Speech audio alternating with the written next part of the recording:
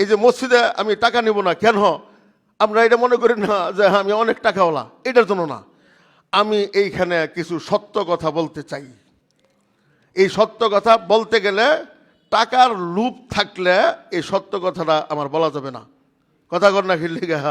কারণ একটা ইমামের কি হক, এই কথা আমি যদি বয়ান করি যে একজন হুজুর আকরাম সাল্লাল্লাহু আলাইহি সাল্লাম হযরত ওমর রাদিয়াল্লাহু তাআলাকে মদিনাতে পাঠাইছেন প্রথম ইমাম হিসাবে, আর কি বলছেন, এই ইমামের সকল প্রকার খাবার দাবার, কাপড় চোপড়, চিকিৎসা, সকল খরচাদি পরিবার সহ এটা তোমাদের জিম্মাদারি, তোমরা যারা তার মুসল্লি হবা তাদের জিম্মাদারি।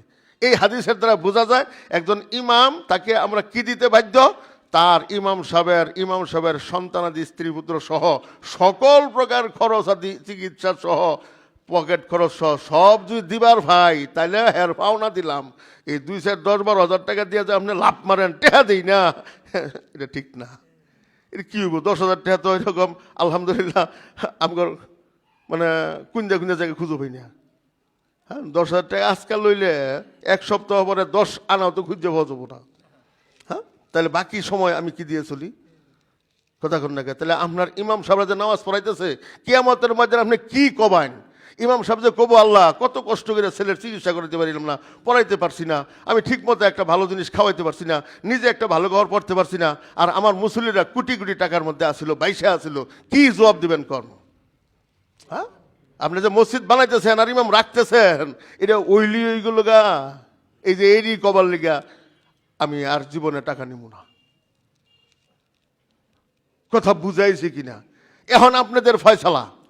আপনারা ঈসা আলাইহিস সালামের দলে থাকবেন, তাহলে কালেমাওয়ালা হইতে হবে। আর একটা কথা, সাবধান, আবারও বলতেছি সাবধান। আমি জীবিত থাকি আর না থাকি, থাকলে ঈসা আলাইহিস সালামের দলে আছি, আর না থাকি পরিষ্কার ভাষায় বলে দিচ্ছি, হযরতে ইলিয়াস রহমতুল্লাহর মাধ্যমে কালেমার দাওয়াত ঘরে ঘরে পৌঁছে গেছে। কালেমার দাওয়াতের হক আদায় হয়ে গেছে। এমন কোনো দেশ নাই, এমন কোনো মহল্লা নাই, এমন কোনো জায়গা নাই তাবলিগ জমাতরে পৃথিবী না চিনে। আর এই যে কালেমার বয়ান যেটা আমি দিচ্ছি, এটা পৃথিবীর সব ভাষায় এইভাবেই দেওয়া হয়। তাহলে কালেমার দাওয়াত যখন পৌঁছে গেছে, আর মানুষের চরিত্রও আল্লাহ বিমুখ হয়ে গেছে, দল ভিন্ন হয়ে গেছে গা, কালেমার দলে কোনো লোক নাই। কথা কর না খিল্লিগা। কালেমার দলে যে কয়জন লোক আছে, ওরা যে এক কানো আবার না পায়, এটার জন্য পুরা পৃথিবী চেষ্টা। নইলে আমার হুজুররাই ঐক্যের লেহাপড়া হুজুররা করে। কথা কর না, জেহাদের লেহাপড়া হুজুররা করে। পৃথিবীর সবার মধ্যে ঐক্য আছে, হুজুরের মধ্যে ঐক্য নাই। নিশ্চয় কিছু আছে এখানে যাতে হুজুর ঐক্য না হইতে পারে, এই ব্যবস্থাপনা করা আছে। কেউ ঐক্য হোগা, কেউ ঐক্য না হোগা, আমার ওটা দেখার দরকার নেই। আমি আছি কালিমার পথে, আমি একলাই কালিমার পথে থাকবো। আমার দল একটাই।